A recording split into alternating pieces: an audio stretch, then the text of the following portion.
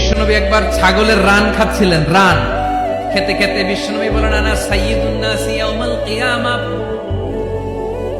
আমি কিয়ামতের দিন সর্বশ্রেষ্ঠ হব, মানুষের মধ্যে সর্বশ্রেষ্ঠ সেরা আমি বিশ্বনবী। আলহামদুলিল্লাহ।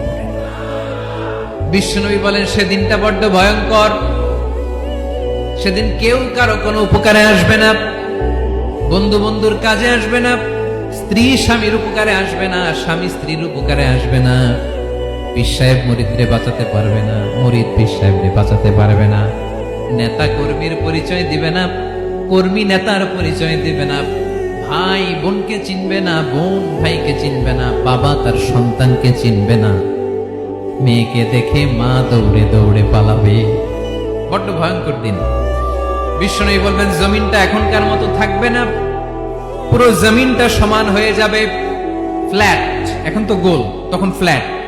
সবাই এক জমিনের উপরে দাঁড়াবে, সূর্যটা মাথার কাছে চলে আসবে, সূর্যের গরমে মানুষের মাথার মগজ গলে গলে কানের ছিদ্র নাকের ছিদ্র দিয়ে বেয়ে বেয়ে পড়বে। আহ, সবাই হয়রান, পেরেশান, ক্লান্ত শ্রান্ত।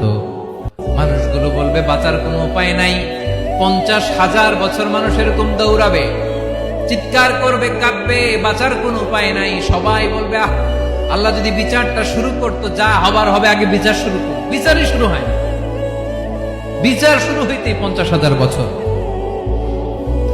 আল্লাহ, 50,000 বছর, 5,000, 15,000 না, 50,000 বছরের পূজা।